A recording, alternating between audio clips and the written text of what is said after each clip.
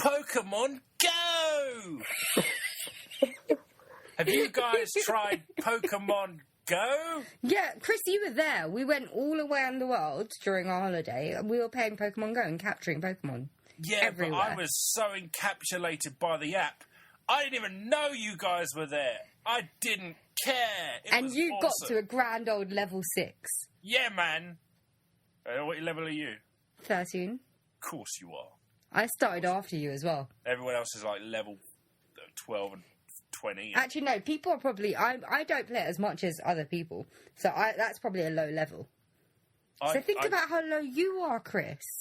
Yeah, I got steamrolled by a gym when I was building myself up, and it beat all my best Pokemon. Why didn't you just run away from the gym?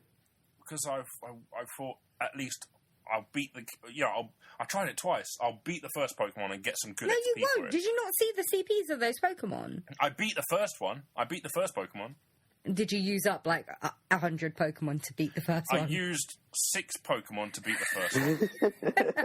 And then I tried again, and I couldn't beat the first one again, because I was just using shit by that point. No, every time I accidentally find my way to a gym, I run away. But apparently you get some really good Pokemon around it, like the Jolteons. Yeah, the thing is with gyms, apparently, some gyms you can leave a Pokemon. Mm-hmm. So I tried doing that, but then it entered me into a battle. Oh, really? Yeah, I ran away from the battle. You see... Because it started beating up my Psyduck. Yeah, man. See, that's true for me in real life. I run away from gyms. Hey, so do I. Yeah. It's funny enough, you get a workout running away from the gym. Yeah, that's the funny thing. Like, you try to run away from it, but then you realise, God, I'm fucking tired. Like, you just stop for a bit. You have to walk the rest of the way. I know. And come home drenched in your own sweat. But then at least you get to have a donut or something. I never had any good shit to eat in the gym, do they? No, it's just healthy shit. Oh. Yeah, such a disappointment. No curry houses or... Do you think they'd have a curry house at a gym? We have a Premier Inn right next to our gym in Collier's Wood. So I would go for a little jog and then come straight out, order a pizza and go straight into my Premier Inn and just eat away. Maybe order a curry on top of it. No, Chris, stop, right? Uh-huh. You would book a room at a Premier Inn to eat food? Yeah, man. So I can get messy. And prostitutes. Get a bit of curry going. Have prostitutes over. Yeah. That she'll appreciate it because I'm buying, and we just have a korma, some bargies on top of a pizza. Lovely. Do you know what place does great pizzas? Go on. Sweden. Oh, Do you know what place does great love prostitutes?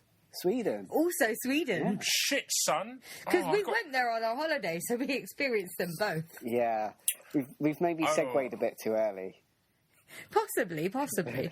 I missed you guys when you went to Sweden. You were there. Yeah, but I still missed you. He was the one killing the prostitute. Yeah, I had work to do, right? I had dark materials to uncover. You had meows to catch. So when I said I missed you, it's because I wasn't there. You weren't there emotionally, you were there physically. There. You're never there emotionally for us, Chris. Oh, I try. I can't be everywhere, Tarmin. Try harder. Just try harder. Yeah. Oh. Think of the children. All those words reminisce too much. So, Sweden does great pizzas and great prostitutes. I love meatballs that they do. Oh, yeah, they do good meatballs in Sweden, too. Yeah. I like to sprinkle them on my pizza. Ooh, and in Italy, they actually put meatballs on their pizza. It's amazing. You can get meatballs on pizzas here. Yeah, but proper big meatballs. I think Sweden has the best meatballs. You look no further than IKEA. I mean, no, I'm being serious here. IKEA is fucking fab. You could have the meatballs with the little gravy and the cranberry sauce and a bit of taters, and that's cost you about £3 something. Last time I went, I got a donut and a milkshake, and they were both bad. Really? Yeah. Well, they can't be perfect. Donut and milkshake, though, do you? You go for the meatballs and the dime bar cake. But I felt like donut and milkshake. My dad bought it for me. Leave me alone. That's because you're supposed to have meatballs with them. My dad bought it Carmen, for you're me. such a disappointment sometimes. My dad bought it for me. So, just throw it back at him. When parents buy you stuff when you're over the age of 18, right? Ask for Or a give you refund. money, It does you feel really need nice. to appreciate it. You really do, actually, at a point. It's kind of like a little bit of childhood has escaped the trunk that someone locked up. You know, when someone buys you shit, it's really nice. It is. All I heard from that is Chris has got a child locked up in a trunk. Oh, yeah, I know. I saw him do it. You Anyway. don't know nothing. You don't know nothing. He goes up to children playing Pokemon Go, You can't saying, "There's a prove Pikachu nothing." over there. Let's go get it." And then they're in a trunk. Oh, Pikachu Sue cliche. I say, you look like you need a mat chop. I know where we can find lots of mat chokes. Come on, let's go. Let's go have a look. Come on. They like to hang out in this alley over here. Come on. Couldn't you just say, "Do you want to touch my weedle?" or something like that? I have a Weedle that they could touch. Oh no, I traded it. We know about that, Simon. Yeah, I traded it in. You want to come touch my weedle and set my butter free?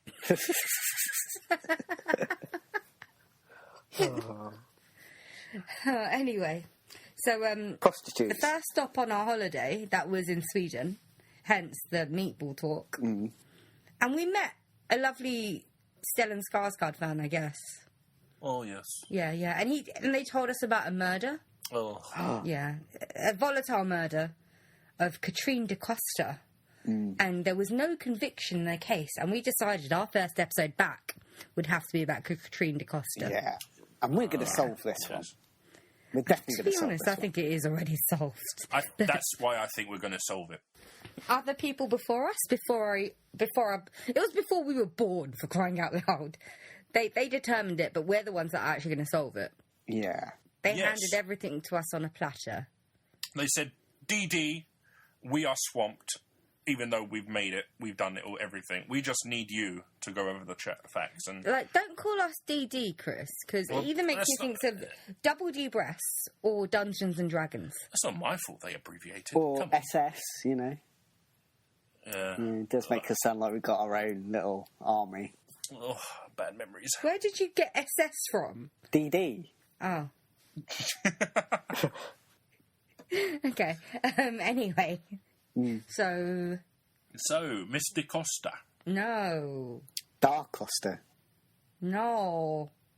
Intro Catherine. music. The intro music. Intro music. Chris. Intro music. Intro. Hello. Where we talk about stuff. I don't mind doing it, I suppose, if you want. Yeah, I'll jump in whenever you get something wrong. Oh, fuck you. Right, so we're talking about Catrin da Costa, who was a Swedish prostitute, and she was born in 1956, and she disappeared in around about 1984, so late summer kind of time.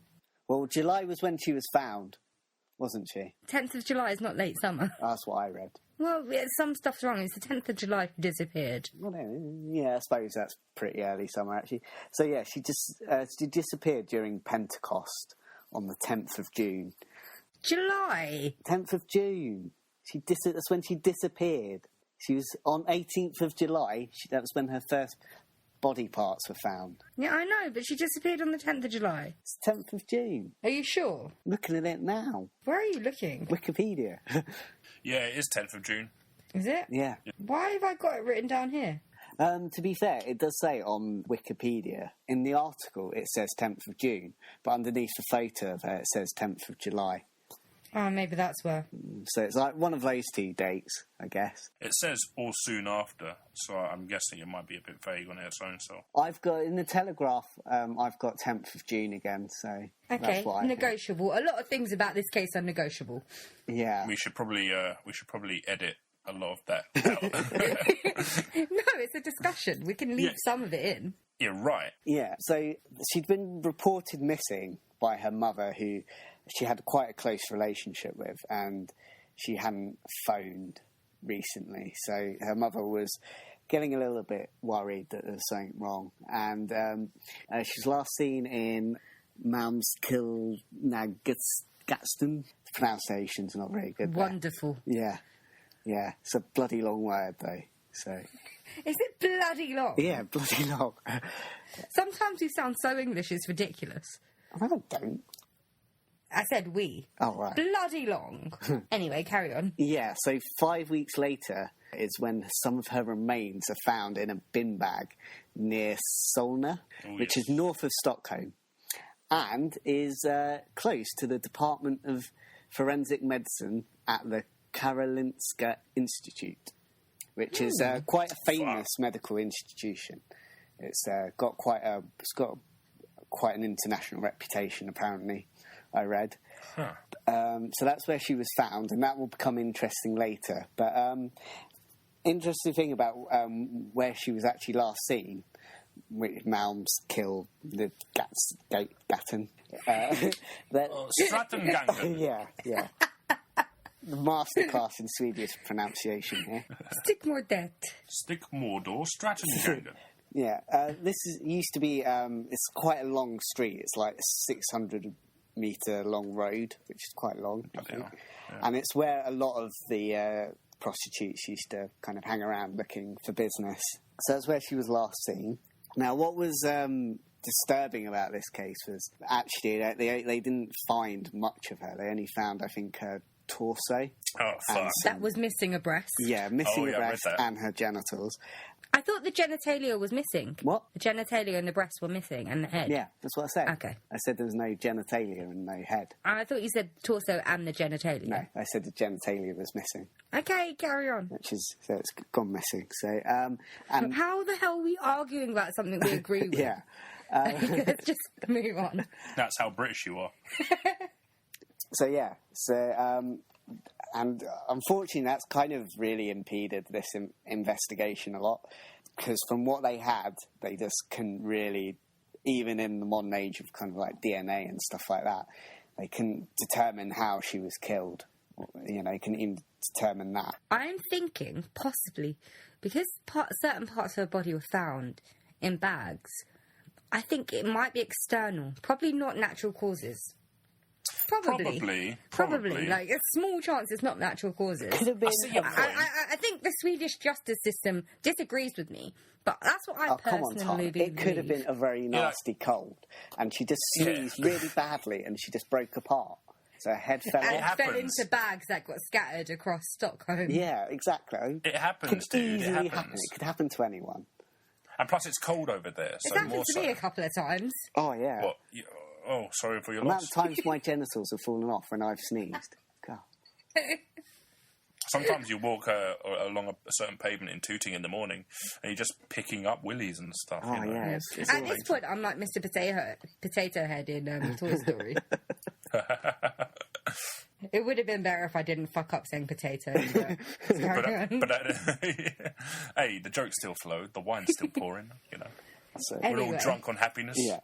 So, 3 weeks after the 18th of July, another bin bag was found with yet more body parts, but still no head, still no genitals or the breast. So nothing more has been found. Now, I think it's true in most places, but in Sweden, this article I'm reading says it's not unusual for street prostitutes to be murdered, but it's the mutilation of this case which really kind of marked it out as being quite different. Yeah, and like the feminists came out in full force as well, didn't they? Because of that, it was such a violent act against a woman that was in a vulnerable position. Yeah, and to be honest, by what I've read, I don't think they would have tried as hard to convict or search down the killer, because we know what was going on in this time period with Olof Palme. If they didn't have the pressure from the feminist movement at that point, do you think they would have tried as hard? Probably not. I don't think so. No, because she is a prostitute. Yeah, I mean, I know that sounds harsh from me, but generally, there's a reason that prostitutes are the victims of such violent acts. Yeah. It's because they are they're detached from society, and there's not many people out there that care about them, which is sad, but true. Even today, you feel like investigations don't really take them seriously, really. No. I seem to remember the one in Ipswich. That was a bit. I seem to remember hearing a bit about that. That it wasn't really. It can be a bit slow to act when it comes to investigating murders. No, police need pressure, basically. They categorise it sometimes, don't they? Yeah. I mean, so didn't in this case didn't a prime minister get murdered? Yeah. Yeah, Kind it of was just Olaf had Palme. to drop everything. That's the guy. Olaf Palme, which we did an episode on, Chris, Yeah. Yes. that you so listened to. Yes. Well, I can't remember these bloody names. You know, I'm English. I can't understand foreign shit. So this Olaf Palme thing, that actually completely fucked up the investigation for a good few years. Yeah. Well. Because nothing actually went to trial until 1988 because of it. Yeah. It's crazy. And even in '96, I was reading there's still the resources are trying to find out who killed Palm was impeding this investigation as well. So, but yeah, so like basic prostitutes or homeless people, basically they're the easiest people to kill. Because I remember, like, you know, the Dennis Nielsen case, the homeless people, because they've got no identity. It's just so easy for them to go unnoticed when they're killed. So, but yeah, this was, and it became like a major case, as you said, because feminists saw it as like the prime example of like how women were basically just being treated violently. So it was and it became a big case, and the two suspects were kind of, to them, they were representative of powerful men kind of exploiting or oppressing kind of weaker women, if you like, in a way. Yeah, pretty much. That's what I read as well. Yeah. So, should we go into the suspects? Let's talk about the trial. So we'll finish the certain facts of the story, because the trial is a fact. Everything we have about a suspect is speculation. Yeah. The trials seem quite farcical in a way to me, from what I read. Yeah. Because the first trial was it 88, I think? January 88. Or actually, maybe not January. I know it's early 88. March of 1988. Now, the first one ended because a juror, and I think I read elsewhere that quite a lot of the jurors were... Yeah, they were speaking to the press. Yeah, they were speaking to the press and stuff like that. And I think I read in the Telegraph, I was reading how one of the judges made dismissive comments about prostitutes. Oh, okay, I didn't know that. That kind of further angered the feminists, who kind of saw it as being representative of how the institutions are kind of against women as well, and prostitutes mainly. Even then, it's kind of starting to gain a bit of notoriety, and it's not going too well. So they had to end the first kind of trial because of... It was a mistrial, Yeah, mistrial, basically. Now, in the second, this was done in a lower court, which asked the Swedish National Board of Health and Welfare to investigate the circumstances of the case. Because, I mean, it's not too much you can go on at this point, because... No, they didn't have any evidence, yeah, there's literally... The only way they managed to identify it as being Catrine da Costa was fingerprints. And I think the only evidence they really had in the trial was a testimony of a girl that was about 4 or 5... while the trial was going on, meaning she was... she was about 18 months old when this happened. She was 2.5, I think it said. I've read somewhere as 1, which I doubt, but most of them say 2. I think for credibility's sake, it would have to be 2. She was 18 months, so she'd be in between. The credibility factor does come into it, Chris. I think I'm a 1-year-old. Who can remember what happens when you're a 1-year-old? Well, this is the point. I'm going to come to this later. She was the prime witness. Oh, fuck's sake. Exactly. And she's 4 or 5 at this trial. Yeah. Because no cause of death could actually be determined, the 2 defendants were acquitted because at this point you can... Well... Say it was murder. Yeah, you can confirm that it was technically that she died under suspicious circumstances, although... So, listeners, when I was making those comments before, this wasn't me taking the piss out of this dead woman, it was me taking the piss out of this here. Yeah. Oh, yeah. Yeah, I mean, how you managed to end up in a bin bag. Yeah, like, it was an accidental death, and then she just accidentally got chopped up. Do you want to know what sucks about this? They couldn't do them from the dismemberment of the body, because the statute of limitations has run out. I don't think there should be a statute of limitations for dismembering a body. Because if you're dismembering a body, it's because you did something wrong. Yeah. In general, I don't think there should be statute of limitations. Yeah, neither do I, if we're going to be perfectly honest. It seems a pretty stupid thing. It's because it's an easy way to close cases. That's why you don't have... That's how you stop having so many cold cases. Isn't that the whole way Bill Cosby is it? That's how he's getting away with half the things he's done, because pretty much there's a statute of limitations. Are we seriously talking about Bill Cosby? Jello! Okay. I mean, we've done Jimmy Savile. We need to do Bill Cosby as well. No. Of course we need to do him. For fuck's sake, Bill Cosby can go fuck himself. Jimmy Savile's old news now. Come on. What, because we've got Bill Cosby around? I don't understand how you can say every single one of them was lying. Maybe if one person came out and said it, or two people came out and said it, you could say, oh yeah, they probably are lying, even though it was so long after the fact. But the number of women that have been assaulted, allegedly by him, believe the women. Yeah. Although... Dirty bastard. There is some good products in that Jello company that he made. Well, he didn't. He was advertised. Priorities, Chris. I've heard rumours that Louis C.K. does the same thing as Bill Cosby. Used to love Fat Albert, you know. Have you? Louis C.K.? Mm. Yeah, I heard... not Louis C.K. I heard that allegation. Yeah, I don't know if it's true. I mean, we'll probably find out in 30 years' time when nothing can be done about it. But I think it's someone that's trying to get attention at this point. But then again, to be fair, I don't trust anybody in the entertainment industry, so I perfectly believe that Louis C.K. could possibly be capable of that. He could, yeah. Like, because I've learned not to trust anyone now, especially after Bill Cosby, for crying out loud. Like, I trust no one now. That would break my heart a little. Yeah. Well, I don't really care too much about Louis C.K., so... Oh. Yeah.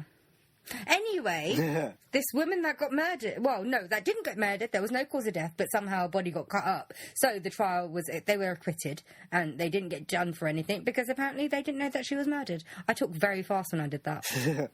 No one's going to understand what I said. But that was a sum-up of what we were doing, where we were. One of these trials as well, there's a pre-trial hearing, and, you know, I was talking about the judge who made derogatory comments about prostitutes.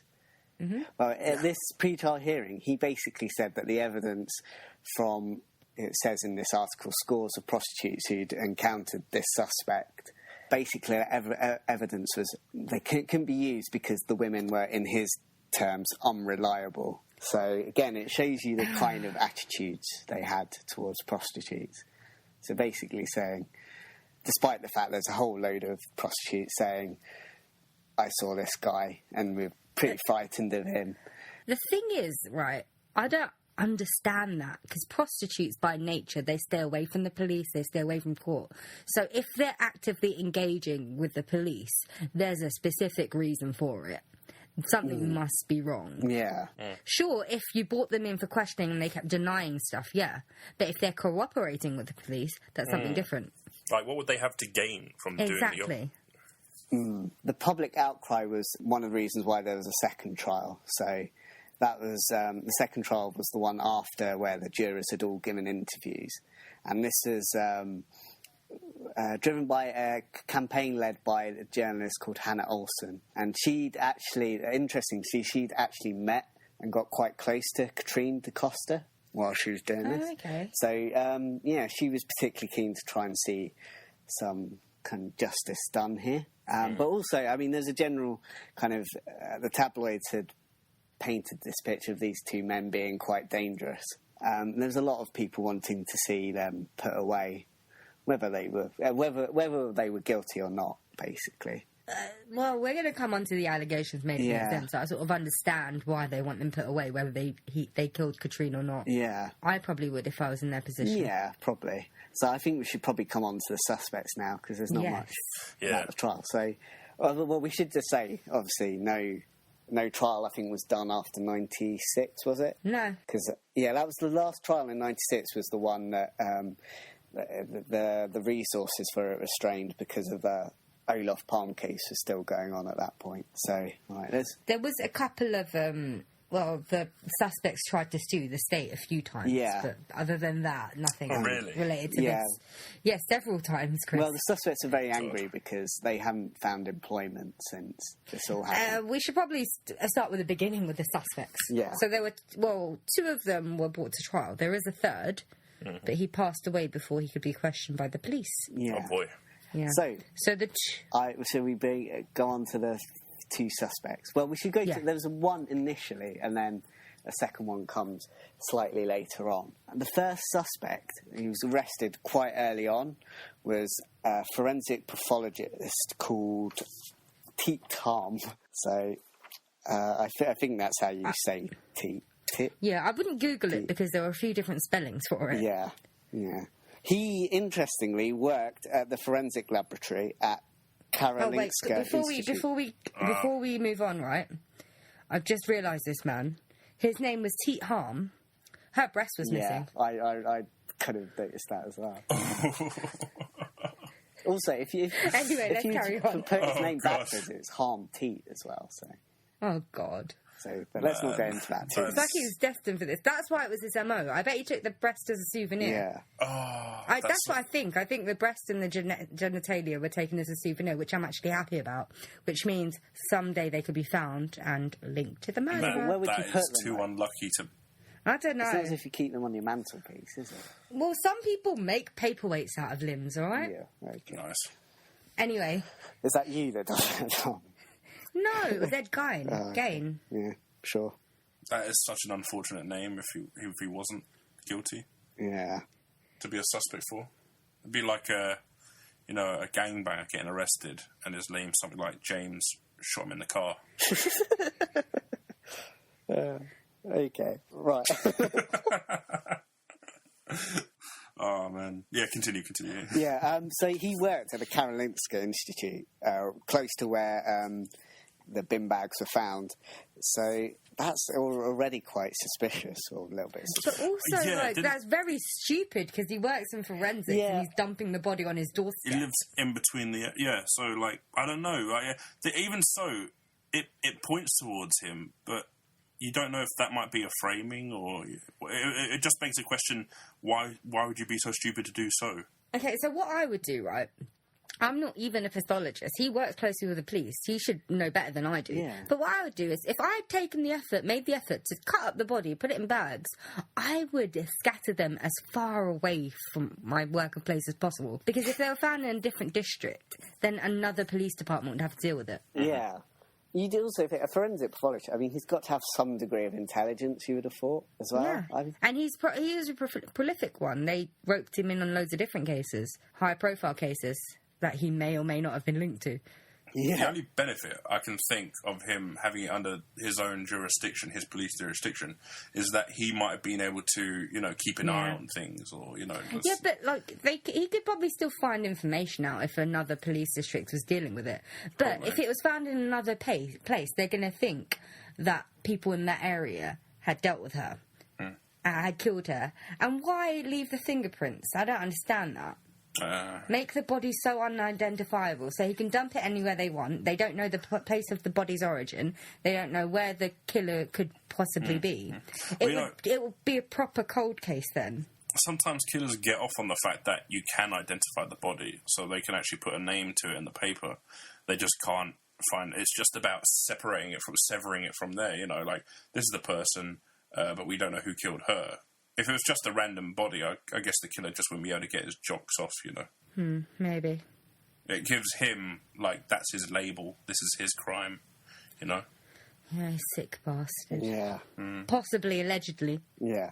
So he was known to meet prostitutes, and there were kind of reports of these prostitutes had bumped into him, or they'd seen him around a place that I can't pronounce, and they were quite frightened of him. I mean, he was described as being a bit creepy, I think. We should also say there was up to 7 murders linked to him. He'd been linked to his ex-wife, or was it his to-be ex-wife? It was actually his current wife, and they thought she'd committed suicide and hung herself. She was what it was. She was going to be divorcing him soon, so that's why. Okay, so they were separated. Yeah, they were separated, but she committed suicide. And what's interesting about it is this: he was an expert in strangulation and stuff like that, so he had knowledge of how that kind of thing works. And also the police found a picture of her choking. He was suspected of actually murdering her, but they could never find any evidence. Literally 2 months after she died, he submitted his very first paper on strangulation.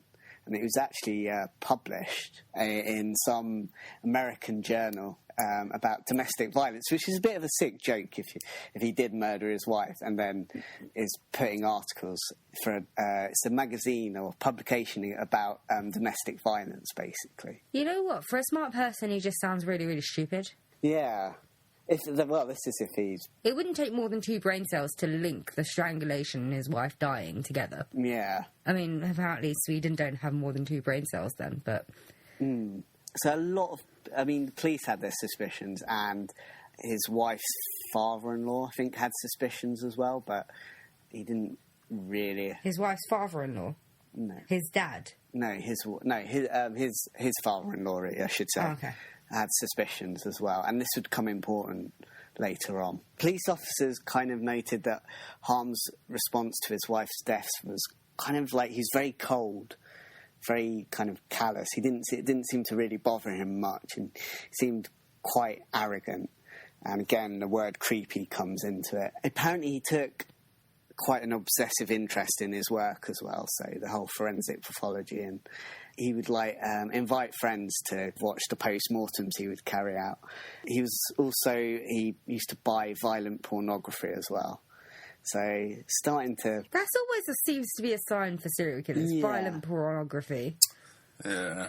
No softcore erotica. Yeah, it's like, really? Yeah. Violent pornography. Oh, yeah. We're going straight to the shit stuff? Okay. Oh, okay. I thought I'd watch violent pornography, but apparently not, because there's shit involved. Yeah, they call it scat. Oh, I've heard about scat porn, yeah. Yeah. What?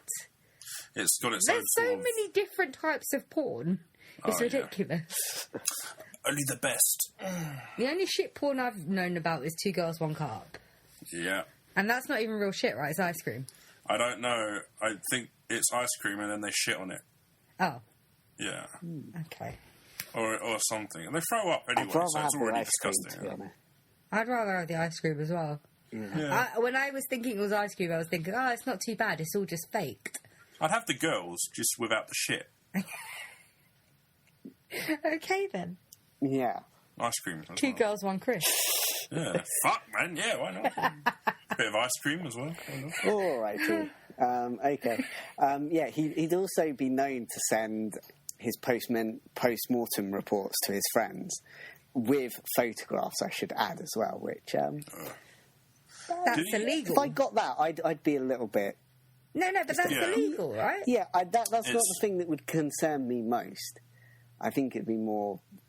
I'd really rather not look at these photographs. Yeah, probably not. But was he like the friends were all in on it, right? They wanted this stuff. No, I'm thinking it says they were sent unsolicited, so he's sending them by his own. So he's just trying extra hard to be friends with them. It's like those Facebook posts you see about people talking about their lives, and it's like, I don't want to know any of this shit. I went to the gym today. I was like, really? Yeah, it's like Instagramming your post-mortems. See this post-mortem? Check out the hot boobs on this corpse. Yeah. Oh, God. We'll just isolate that quote Or from lack Chris. of. Yeah. Is it cold in here? Because this wiener is small. Look at the pics. I just imagine someone, forcing these dead bodies to do duck face now. Okay. Moving on. Maybe I'm a killer. No. Did you not hear me and Matt go silent? It's bad when me and Matt go silent. That'll explain the smell in my kitchen. God. Matt, I'm scared. Yeah, I'm not staying at his house. Honey, it should be my favourite. Yeah, you stay at his house sometimes. Yeah. Did you ever just pass out without knowing how and end up in a place that you... Yeah, without knowing how you got there? While you were at my Chris's genitals, Chris. Where have they gone? Yeah, I'll start playing Wham in the other room. Have you been giving him GHB? Oh, no. I don't know who gave him that. Even though it was only you in the house. I only saw it, the marks all over. What year were you born again, Chris? 91. You're lucky that you were born after this happened. But you could have gone back in time and did it. You know what, Matt? I'm changing the description. I'm not having you down as the description for this. It's Chris. Oh, okay. Yeah, it's Chris went back in time and did it. Yeah, I try, and sometimes I just fuck up with time travel, so, I get a bit You always angry. end up in the, like, dinosaur area. I wanted to go back to like the Victorian times, but it only took me back to the 80s, so I got really mad and I had to kill someone. I'd like to go back in, caveman times and be the first human to reproduce. Why? So I would start the human race. Oh, so you could say you're the mother of all. Yeah. archaic Adam and mother. Eve who? It's all about Harmon. But if you went back that You're far, the one that fucked up. all right. Yeah. You're the one that explains Yeah, I why let my we're all kids like fuck this each now. other to reproduce, to populate the world. No one you ever went- thinks about that, do they? We all started from incest. If you went far back enough and you did that, because the Neanderthals and all that, they're supposed to be like, almost monkeys. But if you went back as you are and you repopulated, and then we had all this time to evolve, you come back nowadays to where we are now, and we're not going to be like you. We're going to be like superhumans, But We're I gonna still have, have time travel. long cylinder heads and, I don't know. That makes you a superhuman. I suppose so. We're just going to look more evolved. I still have time travel, so I'm more evolved. Yeah, but your body won't change. Yeah, but I still have time. Yeah, but then I'll be one in a few billion. It'll just repopulate again. Yeah. Fuck up the time stream. Yeah. Basically, I've just realised by doing that, I'd have to make my children sleep with each other, and I'm not happy about that. And the ultimate control. Yeah. Speaking of incest, let's get back to the topic. Yeah. So, now, when these bin bags were discovered, Harm's former father-in-law contacted the police, and he reported his suspicions of Harm. And this was, to some degree, what got the police kind of interested in Harm, well, in Teat Harm, I should say. And he had actually reported these suspicions at the time of his daughter's death, but they weren't really taken all that seriously, I don't think. Well, police don't like to look at one of their own, and he was a forensic pathologist. He was technically one of their own. I guess. I mean, even though the police had suspicions of their own, they don't seem willing to kind of really pursue them. No. Do you think that's why they could have taken so much time on the case or put it off? Well, I think it was mainly the Olaf Palm thing, and the fact that she was a prostitute. Yeah. Because they didn't like the direction it was going. Yeah, also, I mean, the first, two trials, so there wasn't really, an awful lot going for them. There was a lot of them a mess up, and once you get after, 2 trials, it's a bit... people just... It's like a double jeopardy thing. You can't be tried again if you've been acquitted. So even if evidence came to light after the fact, they've already been acquitted, so they can't really be tried again. So they really fucked everyone over. Yeah. Why? No, actually, it was mainly I wouldn't blame the police. It's the prosecutors. They decide when it's time to prosecute someone. So for some reason, the prosecutors thought there was enough evidence to prosecute these 2 people, and there clearly wasn't. And we're not even in the justice, department or whatever, and we can see that. Yeah. You need a lot more, investigation. It's annoying, really, isn't it? Because sometimes these cases go forward while investigations are still going on. And then they find that piece of evidence that they need, but... Yeah, and according to Harm's lawyer, his father-in-law believed Teat Harm was perverted. Basically made his mind up that Teat Harm was guilty. This is all just off behaviour. It's nothing to do with the trial. It's just their perception of him. Yeah, there's a lot of complicated things about this case. Teat Harm's mother-in-law, she also worked for a tabloid, which was one of the tabloids which was quite aggressive in pursuing him and stuff like that. Oh, serious? So her own tabloid was against him? Yeah. Well, yeah, her daughter had died, and if her husband thought that he'd killed her, there's a very good chance that so did she. Oh, wait, no, sorry, I thought you said it was related to Teat Harm. Oh, no, it was the wife's mother, I guess. Yeah, mother-in-law. Right, yeah, cool. So.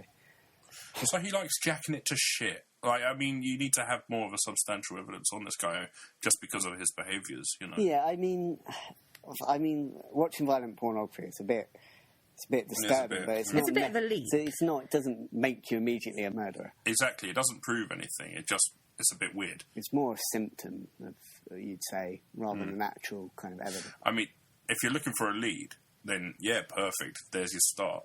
But it needs to evolve into something, and that's why I feel a bit lost on this case, because did they actually have anything other than the 2.5-year-old's not really. testimony? There wasn't a lot. I'm going to come on to this now, but basically the police, they went around showing Teat Harm's photo to prostitutes and in the red light district, and basically 50 of them, or almost 50, said they recognised Harm from the place I can't pronounce. And yeah, one woman admitted she was really frightened of him and that he had actually been violent towards her in the past. Sure. When he was questioned, Harm said he only bought sex once after a fight with his wife. However, he was known to be a regular among the street women. So again, I'd probably believe the street women more than Harm. Where were their pimps? It's really bad when I'm questioning where their pimps are. They're supposed to be there. In Sweden, they have a much better system for prostitution, so I'm not sure if pimps still apply It's not to always Well, pimps, it's not though, legal is in it, though? Sweden. You sometimes go to a place, don't you? And there's prostitutes there. like madams in brothels. stuff Yeah, like but there's a reason pimps are around. Sure, it's not a good thing. Sometimes they smack the girls around, but it's to protect them from the punters. I'm sure there's bunches of pimps around, but just not as much as the movies portray. Like, I'm not sure. Sweden seems to treat its prostitutes a bit better. Obviously, it's still taboo there, but it's After everything we've just said, do you think Sweden treats its prostitutes better? better than some places. I'm not saying it treats them good. I'm going to but come on to this later because this is an interesting point because it did lead to something happening in Sweden regarding prostitutes. We've only even talked... We need to talk about the other suspect as well. Yeah, but I'll come on to that soon. Harm was arrested for both murders, actually, so they went and reinvestigated the old murder after this happened. So, however, after 5 days of questioning, all they'd come up with was they'd recovered like some items from his house, including a knife in a leather sheath, but they couldn't really get much from that. So, yeah, after 5 days of questioning, he's released and there's no charge at this point. Now, someone who was working with him was a guy called Jovan Raj, and he's a supervisor to the forensic department. He became pretty convinced that Harm was the guy who'd done it because he believed that initially they thought it could have been a butcher or someone like that. But when they looked, they saw it probably being someone who had a expert in cutting humans up rather than animals. That's the point. So it's not a kind of like animal slaughter kind of method. It's a method for actually cutting up humans that they saw, more in line with what they saw on Catrine's body. Yeah, it's horrible. Yeah. At this same year, there's a young GP at a hospital in Alingsås near Gothenburg called Thomas Algen. He was going through a separation with his wife called Christina. Algen kind of had known Harm for a brief 18 months in Stockholm between 1980 and 1981. I love how, 18 months is brief. Well, it's pretty brief. Well, it is a bit brief. It's over a year. Brief, I think, is a couple of weeks. A few weeks. Well, it's depending on how long you know someone, you can talk in terms of years, because it's still brief if you think about it. Like, this year, for instance, has gone quite fast. But yeah, sure, weeks is brief, but to actually know someone, you do need a bit longer, don't you? Yeah.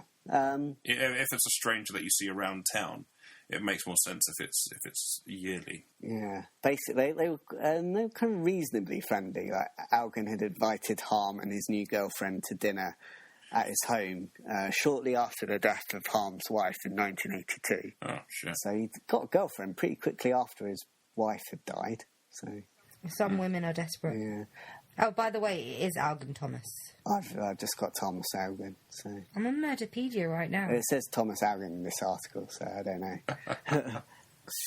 There's so much differing things in this. Yeah. Type in Chris Bridge, I forget what I've done. It's pretty annoying. I didn't notice, though, on Wikipedia, it doesn't mention the suspects at all. No, it It doesn't. doesn't mention the name. So we actually had to do some research. Yeah. Well, surely it does. Sometimes, I'm not sure if they should, but with some of these cases, when they can't charge someone, don't they keep it anonymous in Sweden, I think? Because they don't always, but that's a very American thing to do. I'm not sure what different. I don't know what it's like in Sweden. I know when the trial is ongoing, you're not supposed to publish anything about it. But if they Or haven't you found... can publish updates, it's just people aren't allowed to comment It's with on it. children, isn't it? They don't name them sometimes. Like, Yeah, but there was well. a child involved in this. She was the prime witness. yeah, but But, she's not like- named. That's what I've come to. In this article. I thought her name was Karen. No, I don't think so. Her name's Karen. Where do you get that from? Murderpedia. They shouldn't name her. She's a child at the time. Maybe it's a John Doe. It's a John Doe name, maybe. Yeah, well, it came up with a name, but it's not her real name in this article. So her name According to this article, it's Agda, but it's clear that's a name that's just used to protect her identity. The thing was that his wife, Christina, was telling the police that Thomas was abusing their daughter, Agda. But where this comes in important is that Agda was apparently saying that she'd seen her daddy kind of chopping up someone's body, basically. Oh, shit. Now, the police weren't sure, I think, whether to take this seriously or not, but they did kind of start to look into it. And this is where Thomas gets dragged into it, and he kind of becomes a suspect along with Harm. So there's a belief that Harm and Algden, I think, was it? Algen, were kind of, what's the word when it's two people? In cahoots. Yeah. Basically, she'd worked out, after Harm was arrested, she realised that this was this guy that they'd known some years back. Agda started going on about these persons she'd seen cutting up the body with her dad. Now, the child psychiatrist and psychologist who were engaged by the police to examine the evidence both found her testimony to be quite credible. So yes. This makes it a strong possibility that it could be true. Yeah, but the thing is, you could always find a child psychologist that says it's not. Yeah. They pick the ones that works for them. Yeah. Mm-hmm. I mean, also with these things, I mean, yeah, it could be credible, but you never know for sure. It's one of those things you're never going to know absolutely. So then again, it's pretty easy to get a testimony out of someone that's vulnerable. Yeah, you can coach them. She was a child. Yeah. Obviously, there's people are starting to believe that it's definitely murder here, obviously.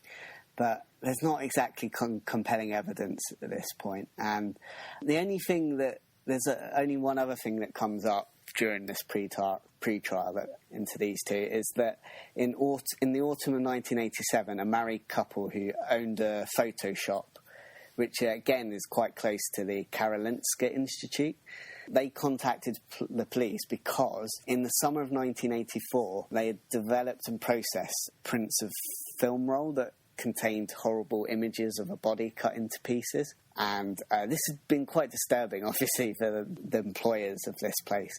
However, no one decides to mention it to the police at this point, which seems a bit odd to me. Are you fucking kidding me? Yeah. You know there's a murder, so presumably you've got to be blind or deaf to not know. Even if you don't know there's a murder, you still go. Going on, you know that something has happened in this picture. You still think... even if it was faked or something, just go to the effort, report it to the police. Yeah, I mean... that seems dodgy to me. Also, being so close to the Karolinska Institute, even if you discovered this before the murder happened, when the actual discovery of the body... It doesn't matter if there was a publicised murder or not. If that film roll came across your eyes, you would hand it into the police. Yeah, but you'd think when the actual body's been discovered, you think that's the prime moment to actually go, if you haven't already. That would seem obvious to me. I think they should have just gone straight away the moment they found it out, whether there was a murder or not happening. It just seemed weird to me that they wouldn't have. Yeah. Now, when it comes... Maybe they were in cahoots as well. No, I doubt it. Well, there's something fucking wrong with them, isn't there? Oh, maybe they're scared or something like that. Maybe it's something you don't... Some people don't like to pester the police or whatever. That's how they see it. Okay, you know what, right? I'd pester the police if, I had a photo like that. Not everyone's like you, though, are they, to be honest? What, like a human being that has morals? Some people don't... I didn't realise I was too moral for humanity. Some people don't react like that, though. You know, people react differently. There's something wrong with them. When it comes to identifying these people, the shop owners were shown lineups with the two doctors in. Now, they identified Algen quite definitively.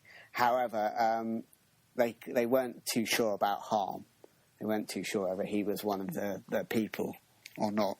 So we now come to October 1987, and Harm's arrested for a second time. But Algen's also arrested, not just for the murder of Catrine da Costa, but also the child abuse of his daughter. And yeah, this is the trial where it goes, where the judge made the comments and stuff like that. Yeah. I've got to go back down now. Don't tell me you were reading it word for word. No, I've got an article that I'm trying to follow. So, yeah, basically, let's come to the daughter. Now, a lot of the case was really built on the daughter's testimony, and she was only 18 months when this happened, and she was meant to witness this kind of cutting up of the body. However, yet just 2 years later, she's expected to give credible evidence to psychologists. Yeah. Can I ask you guys something? Yeah. When is your earliest memory? I think around 3 or 4. That's what I think. See, same as me. Yeah. Not when I was 18 months old. Yeah. But then again, my earliest memory is being upset. So I guess there is a possibility that something so damaging and scarring could have left an imprint. But again, she's 18 months old. I guess when you're, we can't remember it now, but when you're, say, 2 or 3, you can still probably describe some trauma before you forget it. I don't know. Yeah, but then she's 5 years old afterwards. 5. I mean, that might still work, I suppose, but there's subconscious memories, aren't there, that you could tap into. Yeah, but you can't trust a child's memory. I'm just trying to... I mean, I feel like possibly... I don't know the situation between Algan and his wife, right? But you have heard in some cases mothers that are bitter about their husband's divorce or whatever. Well, they do coach their children into believing certain things. some people believe that's what happened with Woody Allen, isn't it? Yeah. That's one theory. To be honest, I think Woody Allen, probably not the best person in the world, anyway. But it doesn't seem to me that he abused his daughter. I mean, it may have gone off and married his stepdaughter, which is just bizarre. It's not actually his stepdaughter, though. Well, no, they didn't get married, did they? So it wasn't his stepdaughter, it was his girlfriend, long-term partner's daughter. Yeah. So, it's creepy, right? But it doesn't make him a paedophile. No. Anyway, you were talking about Karen. Yeah.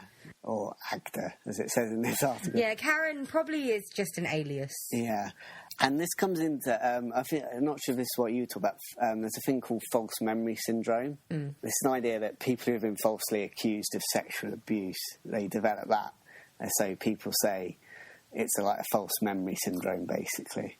Psychiatrists actually buy into this. So it's like children can make up allegations maybe of abuse as like a kind of fantasy, basically. And some parents can take that for being actual real memories rather than kind of a fake kind of fantasy. Yeah, that's just weird. Like, when I was a kid, I was playing the floor is made of lava. Yeah. Not, oh my God, someone touched me. Yeah, I mean... It's a bit extreme. It does sound more like an excuse for just not believing someone's been abused a little bit. Yeah. Yeah. Yeah, it does happen, like a lot. Yeah. That's how people get away with it so much. So I don't know. I'm a bit suspicious of that one. But there's a lot of people who just feel that, depending on a child's testimony, and also what I think I read was not considered very viable was the fact that she remembered it so clearly in a way. You'd expect for a child of that age to be a bit more scattered. Yeah. Like, even us as adults, can you remember everything you did yesterday? No. Can you remember everything you did today? No. No. No. Like, also at that age... Neither do I, and I haven't even left the house. Yeah. Then again, it's very it's versing very big things compared to very mundane things. I mean, you probably remember something traumatic that happened to you a couple of years back a lot. It probably keeps you up at night, but not how many times you've but the thing is, when you nails. think back on it, it's just the feelings are just overpowering. That makes you remember it differently. Yeah, so something may have happened. It may not have been what she thinks it is. She's just made it into something bigger than it is. Possibly. Yeah. Possibly. I don't understand how she can mistake, murder and butchering a prostitute as... How does she... No, because in the thingy it says that she saw them butchering a whore. Not even a prostitute, a whore. 18 months old. How do you know it's a whore? How the hell does she know what they are? Yeah, where do you read that, man? Is that on Murderpedia? Murderpedia. It's basically a murder version of Wikipedia, so people could edit it, of course. Yeah. Now, on to why possibly Teet Harm and Algen might be innocent. I'm slim pickings on this one. Yeah. There's a guy called Leif G.W. Person, which I think I've heard of before for some reason. But he advises the police and stuff like that on...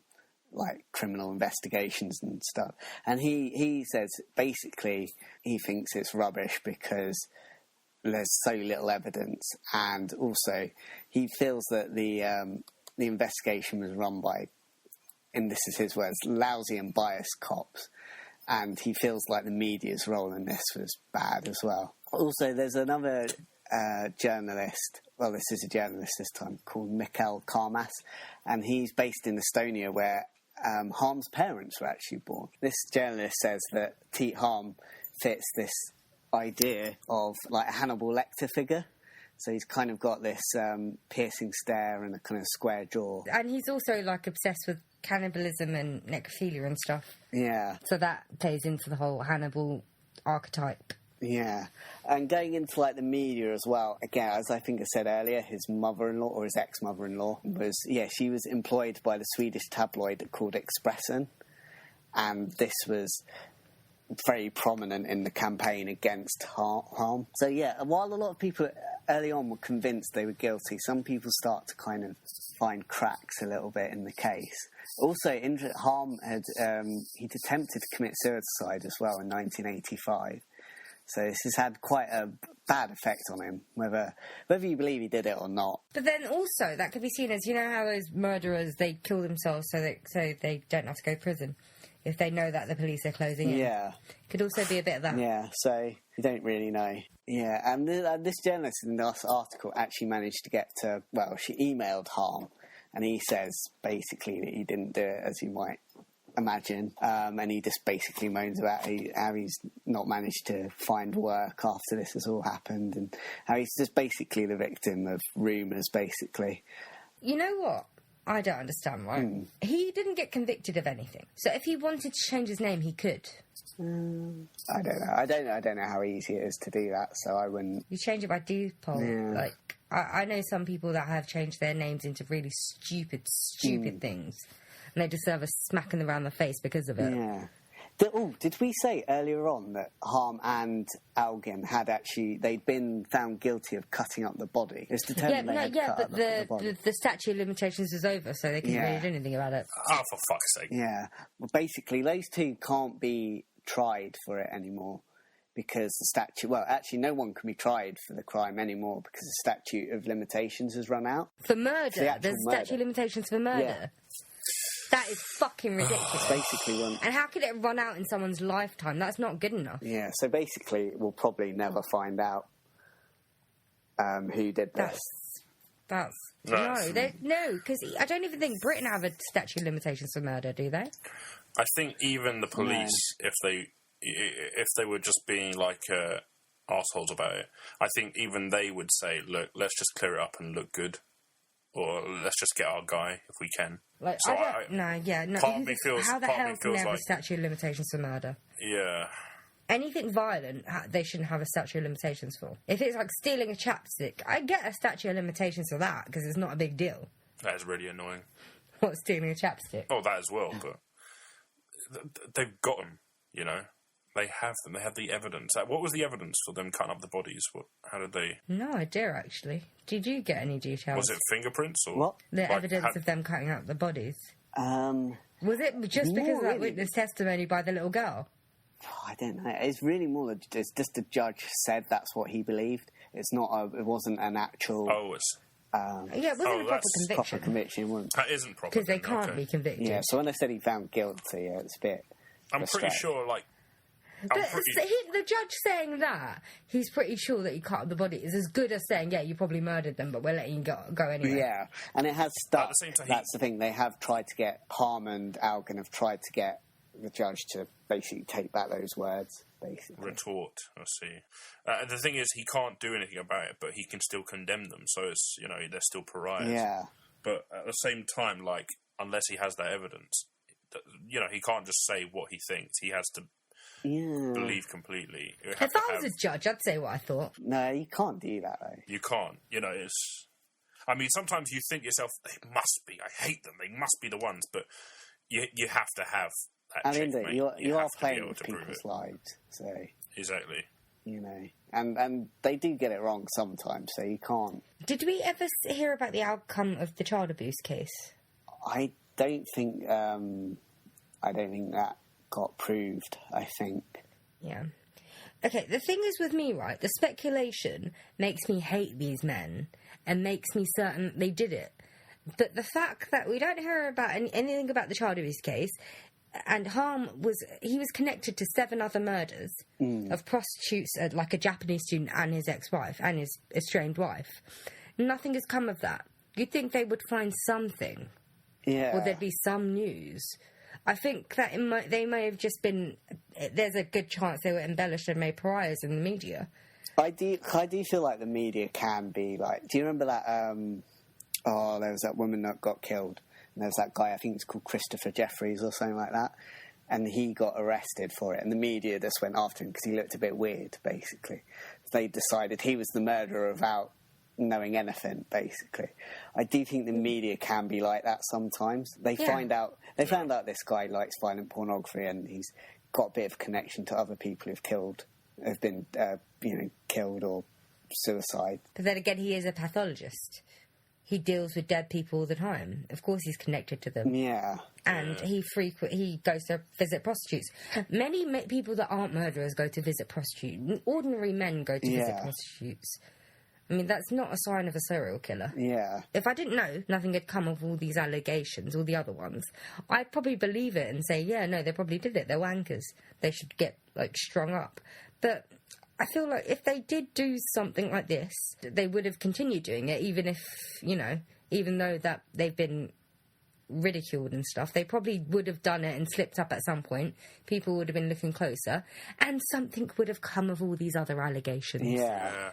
You don't just drop something like that. You don't just drop a serial killer, a possible serial killer, and someone that may have committed child abuse to his own infant daughter. Yeah. The fact that he was didn't you say he tried to sue? Yeah. It's not exactly. I mean, if he was wrongly convicted, you'd be in the right place for it. Yeah, sure, but to do it so soon, I'm sure he'd just want to get over things quick. But he seemed to have quite a calm mind about these sort of things. Like his wife died, and he just wasn't fazed by it. It's even for a pathologist, you can't be that cold. It's all insignificant little pieces of evidence. But when you put them together, think about it, Chris. Right? It's not evidence. These are testimonies we've been hearing from the media. Of course. It's very easy to buy into that mob mentality sometimes. I love how I came into this episode just hating these men, thinking, yeah, they probably did it. Take me an hour to realise, there's a good chance they may not have done it. It's all sensationalism sometimes, so you know what papers are like. Yeah, I mean, when I read it, I thought there's quite a lot of coincidences there, and I thought that coincidence still isn't enough, really. It's not coincidence isn't actually evidence, so... I don't understand why he's a pathologist and he would have dumped the bodies on his front doorstep. Exactly, and people love an ugly serial killer. They love someone they can hate easily, like black and white. That's it's the perfect story for the media, and the public at that point. I think sometimes they don't want the right. Sometimes they do want the right person, but more than anything, they want some sort of revenge on someone. Yeah, a hate figure. I really don't know with this one. Yeah. We opened this episode saying we know the answer to this. Well, we know who definitely did it. Is this one guy who or may not, these two guys, who may or may not have been in the wrong place at the wrong time, have had bias against them. I really hope they did it, because if not, their lives are ruined for no reason. Exactly. And it all because the wrong place at the wrong time, and their private matters. Yeah. What do you think, Matt?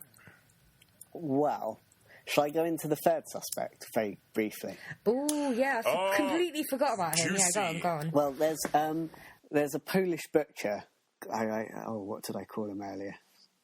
Stanislav Guernica. Guernica's a painting, so it's probably not that. Yeah, he'd been released from a psychiatric institution. He'd murdered a young woman in 1974 whom he'd strangled. So again, another kind of weird coincidence here.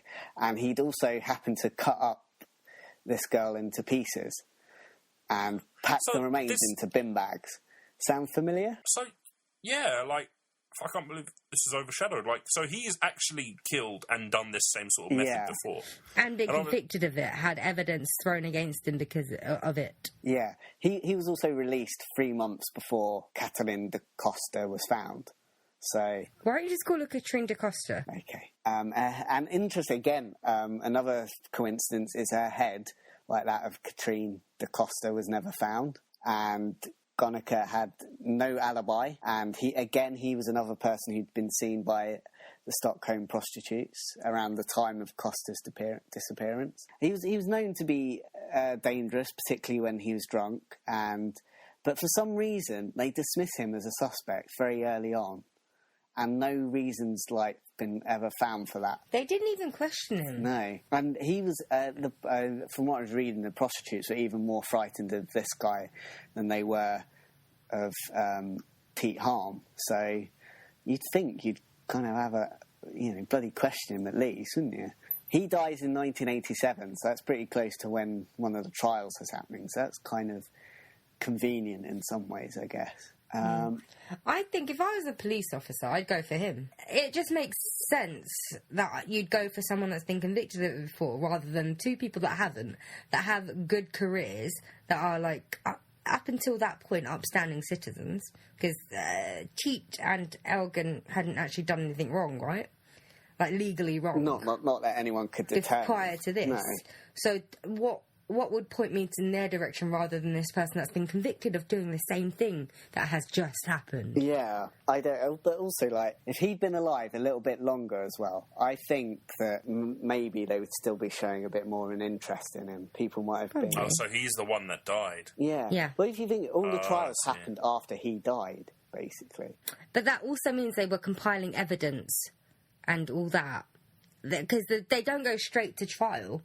They get charged and there's a period of time. Yeah. Do we know when in 1987 he died? No, it doesn't say. Because it would have been an ongoing investigation. They would have got charged, say, mid to late 1987. Yeah. So What I would like to know, and it's probably not one that can be answered, but if they can put a placement on when she actually might have died. I know it's the 10th of June, was it? No. They say it was probably around July. But they can't know because they don't have the whole body. They don't even know what the cause of death is. So they wouldn't be able to get a date of death. It would be weeks of unable to, weeks of uncharted time that we can't actually place before she was actually found. So I was going to say, we would have been able to maybe, colleagues in the departments might have been able to place these pathologists or, I don't know. If it's been quite a bit of time between her missing and her death, then it's just not possible, is it, I suppose? Well, she was last sighted as being seen in June, but she mustn't have been reported missing until a bit later anyway. So there's a chance she wasn't actually missing that whole amount of time.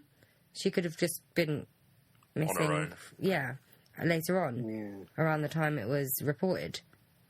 There's no, because I don't think there's any way her mum would have reported her missing at that festival or whatever you guys were talking about after that. Because if she's a prostitute, I don't think I know I'm being stereotypical. But even then, not her pimp or her madam would have kept a logbook, yeah, she but went we off don't know if this she had that. Wasn't she part of a sort of... Was she just on her own prostitute? No, she was on a street. So we don't know if she had a pimp. That's why I was saying, where the hell are the pimps? So we don't even know if she has a pimp. Oh. And even if she did have a pimp, there's no way he's going to come out and say, yeah, I'm her pimp. It's just a word of warning, isn't it, guys? If you do go whoring yourself out, keep a diary of it, or what your customers are. Maybe the government shouldn't have it outlawed so people don't have to do it in secret. It's interesting. You should mention diary though, because Catrine da Costa apparently had a diary, and Gonica's name was in there. Oh my gosh! Really? Yeah. But he could have just merely been a customer, so that's what they're saying. Did it mention anything about it? Yeah. But that's even more of a coincidence than, Cheat. Because was Cheat in the diary? No. So wouldn't you go for fucking Gonica? This is only according to police sources. So that's not, it's not entirely concrete. Right. None of the stuff that we've read or have spoken about is entirely concrete. Yeah. It's a secret profession, which is untraceable. We don't even know exactly when she died. And one of the suspects died before the case took place. So it's just something that you can believe what you want, but a lot of the We're time... never really going to know, are we? Yeah. No, we aren't. Oh, God, we opened the episode so cocky. Well, here's Actually believing that we'd actually be able to figure it out. here's your chance to be the judge. What is your verdict on this? The thing is, I don't know, because I wasn't there at the time. That's helpful. No, because we're looking back on... First of all, the media could have embellished all this stuff. We don't know if these men did any of the stuff they've been reported to do.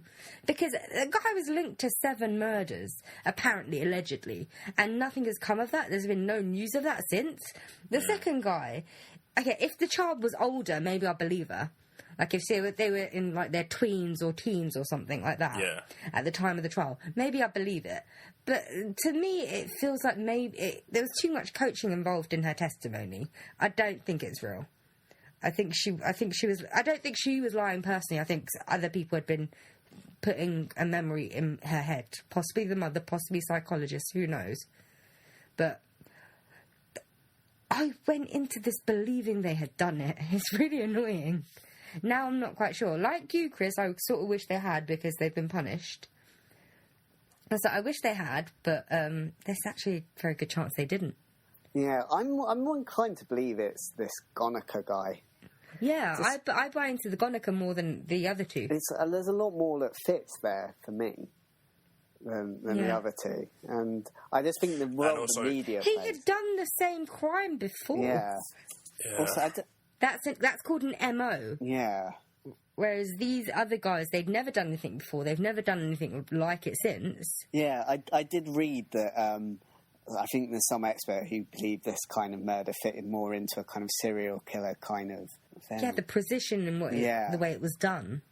It's not like a sloppy killing like happened in a fit of rage. Yeah. It was perfectly thought out and planned. And yet, you say that, but wasn't it a cleaner kill? His first one was a cleaner kill, and yet this one, it was a bit more lap-sided. Like, he left one tit on, and there was a couple of body parts scattered. That's what I'm thinking. I think possibly... Because, serial killers take things as trophies. I think that possibly... Because the breast and the genitalia, they're sexual organs. Yeah. I think that a lot of these serial killers, they are motivated by sex. Well, like whether they rape and kill, or they rape post-mortem, or they find sexual gratification in the killing of it. Was the organs and head missing on both situations? I don't know about the first one. But then again, serial killers evolve as well. Because like you said, MO is an MO. Yeah, but serial killers do evolve. The mode of the way they do things stay the same. There might be certain differences. Like, the only one that's completely changed their MO every single time is a Zodiac killer. Yeah, with everyone else, there's always a lot of similarities. They might not be 100% the same, but it's very similar. Then again, some killers, they might not want to be... they might not... Because everyone knows this was this guy's MO. So he might want to do it slightly differently so he could get away with it and yet still have that kind of leverage to say, well, it wasn't what I do, You never know. Yeah, I'm going for the butcher. I'm going for the butcher. If anything, because I'm not harming anybody by saying that. Because at this point, there's no point to worry. He's dead. Exactly. If anything, you'd be helping the other two. I kind of wish he got questioned. I would love to hear from him. I just feel like the Swedish police dropped... Yeah, I get that their prime minister was murdered, right? But the whole world doesn't fall apart. Yeah. It's a political thing. They still have to help run the society that their prime minister had helped build and protect. And how would they feel? How would Olof Palme feel looking down at the Swedish police, seeing how they basically completely ignored loads of different crimes, all in the name of him? Yeah. I mean, Olof Palme... At his core, he was a very good man. We spoke about it. So would he be happy about that? No, he wouldn't. Yeah. Also, prostitutes, ultimately, they need more protection than a prime minister does, in reality, don't they? I think. Yeah, they're more vulnerable. Yeah. I don't understand that, because, it's true, they're more vulnerable, but they're the ones that get the least attention. Oh, I do have to come on to the point that I said earlier, that there was a change that happened in Sweden. Oh, yes. Basically, in 1999, the law changed, and it made... Because you know how in this country, it's the prostitutes who solicit sex, they're the ones that are doing the crime in this country. Well, in Yeah. Sweden, it's the man who goes to, it could be a woman sometimes, I guess. It's the one who goes in search of the sex that is the criminal. So they As it should be, prosecute. really. Yeah, that's how it should be, I think, technically. No, I think it should just be legalised. Because That that's works still as not well. making it safe for the prostitutes. The men are going to be even more secretive. They're going to think- cover the tracks even better. If you can make it but control it in a Yeah, safe like they do environment. in Holland. Yeah, because people are going to get away with it anyway, you know. They're going to do it no matter what, but at least this way you can keep track of it. And hello, government, guess what? You could probably start taxing them as well. And then you You'll can like finally, that, won't you? you can get different types, you know. You'll finally get to have your shit prostitute, you know, all the best For stuff. God's sake. You No, know, but all the it good would, I know we've joked about opening up a brothel, right? But I think we should legalise it, like, worldwide. That way you can moderate it, you can keep track of it. These women don't have to be in these positions where they're getting assaulted and they can't do anything about it. They can't go to the police and report the crime. And they don't have to be subject to a pimp, for crying out loud. Yeah. Yeah, And it will be safer, like, sexually as well. Like, STIs and stuff, not just from violence. Exactly. Yeah. And finally get your Bill Cosby themed woman. Yeah. So, yeah, we all completely did a 180, didn't we? yeah. A little bit. Yeah. But I think we've narrowed it down. Even if we haven't gotten a suspect in the end, we've put a message I'm across. inclined to believe, if it was one of the three, I'd believe it is the butcher. Yeah. And not because he's Polish, by the way. You want to sound No, like not that you, he's kid. Polish. That doesn't mean all... I don't say all serial killers are Polish. Yeah. God. No, because, like... Just the famous No, ones. no. Humanity is all fucked up. It doesn't matter Yeah. what nationality you are. There's a chance you could be a serial killer. We're all fucked up. So Yeah. it's all good. I just want to sound like we're going, those bloody Poles coming over here and... I didn't chopping even up our remember he bodies. was Polish. You're the one that keeps bringing up the fact that I he's used to be Polish. Polish once or twice. And I didn't say it any times. So yeah, I'm inclined to believe out of the three of them, it sounds like it's more likely the butcher than the other two. Yeah, I'm in agreement. I concur. But I just don't understand why it went to prosecution. Yeah, I mean, you've got to really have evidence, pretty much, haven't you? You think? Yeah. You do hear you think- about the odd case that they don't go in with much evidence, and they still believe they can get a conviction. But But sometimes that's them bluffing. Yeah. They think they can get the other parties to plead guilty so they don't have to go to trial. Or maybe public pressure didn't help either. Yeah, I know, but public pressure would end up being worse. The media onslaught would be worse after the men got acquitted. Yeah. Because clearly the prosecutors didn't do their jobs right. Yeah, exactly. Like, their evidence was a testimony of a 5-year-old girl. Like, And who yet- was 1.5, 2 years old maximum at the time. And yet weirder things have happened. Like, I don't understand. I wouldn't trust a 2-year-old. I remember once my cousin was 2. I went to Tesco's with her. I'm paying for the stuff. I'd start scanning it, pull out marshmallows. I didn't put the marshmallows in there. I asked her if she put the marshmallows in there. She said no, someone else did it. Don't fucking believe a word of it. She put the marshmallows in that basket and I had to pay for it. that's what my sister used to get me Yeah. to do when we went shopping with my dad. Yeah, I used to do it as well to my dad's. Mainly during Easter, because my dad would never get us Easter eggs, Yeah. because he thinks they're pointless.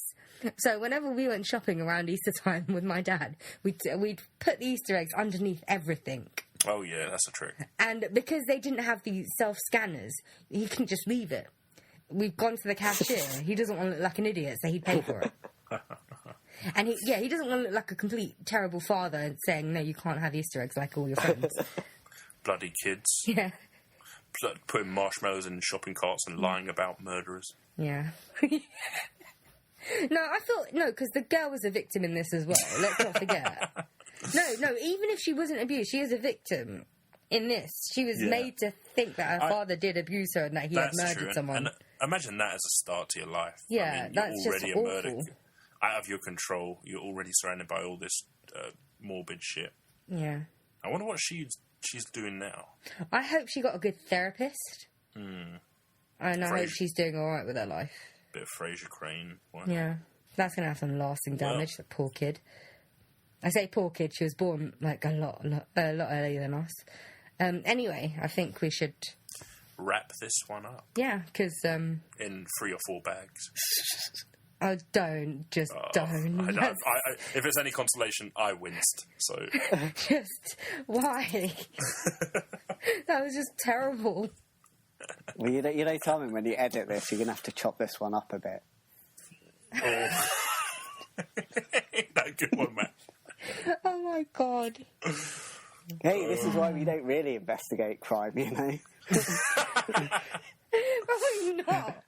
Because could you imagine in those like meetings that they have at the beginning of the day, you're just like, you must find answers, you must find this, blah blah blah. They go through all the evidence that they've got. We'd just be in the back laughing like little school kids. Yeah. This is why we are not police officers. Oh man. But they'd love us. They'd love us at the station. Yeah, but I'm pretty sure we get fired and sued pretty quickly. Not before putting all even our wacky union would not want nothing to do with us. Yeah.